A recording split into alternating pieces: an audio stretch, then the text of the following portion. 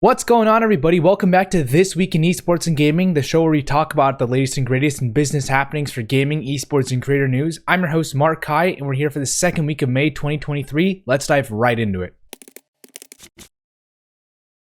For our first top 3 story, 𝗠𝗿 will be taking over Nicolo Laurent as the CEO of Riot Games later this year. Laurent mentioned that this move was due to personal reasons, mentioning that his move back to France and wanting to spend more time with family. This comes after over 6 years of Nicolo Laurent as the CEO of Riot Games. 𝗠𝗿 will be stepping into the CEO position by Q4 of 2023 and has been at Riot Games since 2011. He started as the CFO and COO of the company, and he led initiatives like the company's 2015 equity sale to Tencent, and most recently served as the president of the company. He's pretty well suited from a financial background. He was a VP at Goldman Sachs for 7 years prior to Riot Games, and he holds an MBA from Harvard Business School as well. This marks a pretty big shift at Riot Games, given Laurent has been at the helm for some of the biggest things that Riot's done in the last few years with IP expansion, entertainment, esports, and more. 𝗠𝗿 has been with the company for a long time now, so evidently that culture part of him for leadership will still be instilled, and I'm curious to see what changes he'll make and where he'll be taking the company, as well as how the employees will actually react to such a big shift and what the changes he does make. Either way though, congrats to 𝗠𝗿, and looking forward to seeing your next step as CEO.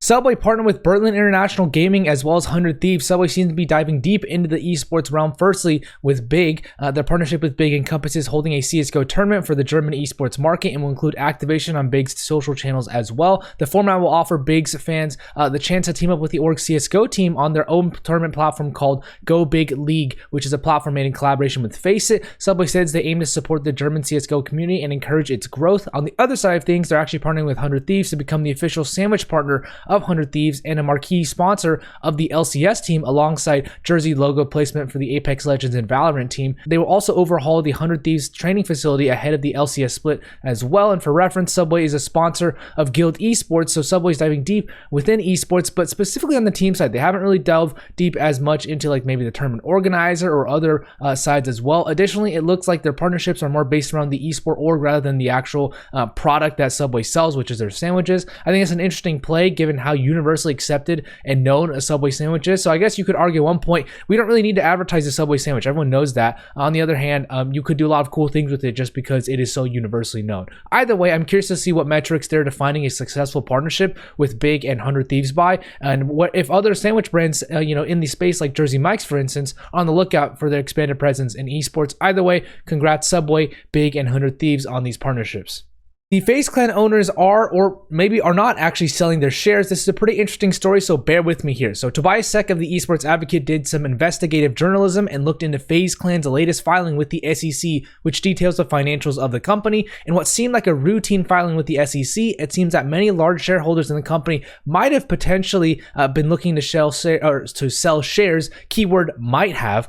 In their prospectus, FaZe Clan outlines a potential issuance of 5.92 million new shares with a resale of up to around 47 million existing shares held by B. Riley, FaZe Clan founders, and more. The filing lists that potential resale from folks like Lee Trink, FaZe Apex, FaZe Banks, FaZe Rain, and other notable shareholders, which might only leave around 4 people currently on the leadership and founding team remaining. After this news came out, Lee Trink, along with FaZe Banks, stated on Twitter that they had no intention to actually sell their shares in the company, and that while the prospectus outlines potential happenings, they ultimately don't have to sell their shares. There's a little fun tweet thread from Lee Trink where he was pretty seemingly upset at the Esports Advocate, calling them bozos, I believe, for this. So James Fudge of the Esports Advocate actually offered up to hop on a call to have questions answered, which is something that Lee Trink doesn't really do very often. Lee Trink did not hop on a call with James Fudge, evidently. So afterwards, James published a list of 10 questions that he'd like answered from Lee Trink, such as, did the executive team and larger shareholders, quote unquote, steal FaZe away from the founders as alleged by co-founder FaZe Banks, in your view? And also questions like, when FaZe Clan decided to go public, was the expectation that it would succeed by becoming a meme stock, similar to what happened with GameStop? So that leaves us here. So these questions are pretty scathing from James. I think Kevin Hitt also commented on these questions, no pulled punches. So that's evidently what these questions are. And after everything's said and done, like Lee and FaZe Banks said, this is only a prospectus, right? So they haven't actually done anything, because you don't actually have to act accordingly to the SEC filing and prospectus. It's just like an outline of a plan. That being said, the fact that it was even outlined for so many shareholders to sell their shares as a potential option, I don't really think that builds a lot of confidence. I can't know because I'm not a shareholder in FaZe, regardless of that, of what's going to happen or not. Either way, I think it's a precarious time for FaZe, and as such, it makes sense that people at FaZe and people who have a stake in FaZe are on edge. Either way, we'll continue to see what's happening here with FaZe Clan. As far as partnerships go, Carmine Corp partnered with the communications app Sonics. Carmine Corp players will be using Sonics for their in-game comms and will help develop the product, with promotion being done from Carmine Corp's site as well. There will also be more details revealed later about this partnership. FaZe Esports partners with Team 𝗠𝗿𝗶. As a result of the 3-year partnership, Team 𝗠𝗿𝗶 will become the exclusive solutions and distribution partner for FaZe in South Korea. This marks the first time FaZe has partnered with another company for solutions and distributions of their services.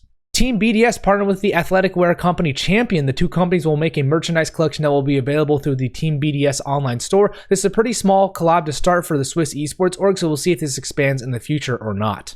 Astral has partnered with ESL FaceIt Group. As a result of this partnership, there will be a community clan on FaceIt, which is where Astral's fans can unite, meet, and play with players from all 3 of Astral's rosters. They will also offer 100 new CS tournaments worth over $50,000 with US prize pools and joint promotion from both parties. Amazon partnered with Niantic. Amazon's new shopping platform, Amazon Anywhere, will be integrated into Niantic's Peridot, which is their new AR pet simulator mobile game. This essentially allows customers to purchase real items within virtual worlds, which further adds a layer of monetization from game developers, and this will reduce friction for purchasing items since they don't even have to leave the Peridot game to buy something. Borussia Dortmund partnered with Braun Digital. BVB are looking to expand their presence in the esports industry and will work with Braun on a platform that allows Dortmund fans to compete and win prizes in esports, starting of course with FIFA. Intrigued to see how BVB continues to expand into esports and gaming. Private Division partnered with Game Freak. The two companies will work together on a new action-adventure IP codenamed Project Bloom. The title is planned to launch during Take-Two's 2026 fiscal year, so there's a lot of time before anything actually happens. And for reference, Game Freak are most known for their work on the Pokemon franchise, where they've contributed to 30 titles in the franchise. They also hold a major stake in the Pokemon Company. As far as finance and M&A goes, Keyword Studios have acquired Hardsuit Labs. Hardsuit Labs have worked on the games like Call of Duty and Gear of Wars in their franchises respectively, with services like design and engineering support. They're also currently working with Epic Games on Fortnite and Fortnite Creative. This marks another studio in Keyword Studios' continued expansion and acquisition path. Super League Gaming have acquired Melon. SLG will utilize Melon's experience in making metaverse communities and worlds for brands to help expand their offerings to brands, and Melon will serve as an in-house dev studio using SLG's suite of measurement, monetization, and player acquisition tools. Screen Australia have launched the First Nations Game Studio Fund. The initiative will support studios currently operating and primarily under the leadership of First Nations people, which are Indigenous people of Australia. Up to 2 First Nations studios will receive funds representing 150,000 Australian dollars per year for 2 years. Seems like a solid initiative to support Indigenous peoples of First Nation in Australia. Triumph have raised $14.1 million in funding. Triumph aims to help game devs monetize through skill-based money tournaments, and the round was led by General Catalyst with participation from Heroic Ventures, Hanover Technology Investment Management, Steel Perlot, Raven One, Box Group, and more. These funds will be used to expand to different platforms beyond mobile and to see more novel real money experiences. As far as workforce changes go, 𝗠𝗿 𝗖𝗶 has joined Dentsu as the VP of Global Gaming Strategy. 𝗠𝗿 will now be overseeing global gaming strategy for the advertising agency, and she has tons of experience in gaming, most recently as the Senior Gaming Product Marketing Manager for YouTube Marketing. She also spent time at Warner Bros. Entertainment doing content marketing and was responsible for gaming at POP2. She holds a bachelor's in marketing from IESA. Brandon Painter has joined GameSquare Holding as the VP of Brand Strategy. Brandon was formerly the Associate Director for Zero Code, which is Omnicom's gaming and esports agency, and he has marketing experience with TIV, Eisenberg, GGPR Esports, and more. He holds a bachelor's in marketing from Kansas State University. Luis Gaynor joins Diva Agency as the Executive Director of Media. Luis will head up the new media service division for the gaming creative agency, as she has lots of experience with media at Gloria Sport, Target Media, and more. She holds a bachelor's in business from Victoria University. Nancy McIntyre has been promoted to the CEO of Game Taco. She's been with Game Taco for a little over 1.5 years and was previously the GM of DTC. She was also the CMO before that and has lots of experience with digital content entertainment for kids with Sandbox Kids, Fingerprint, and Leapfrog Enterprises. She also has many years in the VP position at LucasArts, Atari, and Hasbro. She has a bachelor's in finance from Drexel University. Doug Parsons joins Moonrock as the Director of Project Management. He was previously the VP of Sales Operations at Infinite Reality for a year and spent 5 years as a Rec Global as an account director as well. He has quite a bit of marketing and sales experience in gaming, media, and entertainment, and he holds a Bachelor's of English Literature from Salisbury University.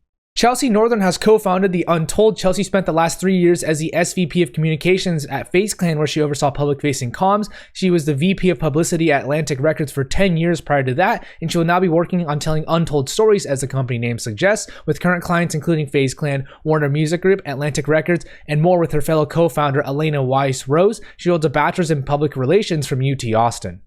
Ollie Crossley has been promoted to the Senior Global Partnerships Manager at WeHype. Ollie's been with WeHype for 2 years, most recently serving as the Global Partnership Manager, and he was doing a variety of consulting in the music space and was Assistant Venue Booker at Vice before that as well. He holds a Bachelor's in Music Business from University of West London.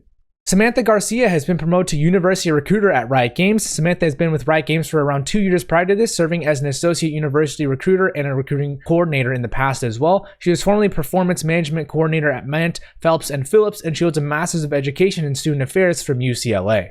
As far as new stuff goes, Valve have banned gambling from Steam. Valve's updated code of conduct now explicitly forbids users from engaging in commercial activity, which includes betting, running contests, and other similar things. There's been some connection with the Steam marketplace and gambling in the past, so Valve is essentially putting forth their stance on this issue.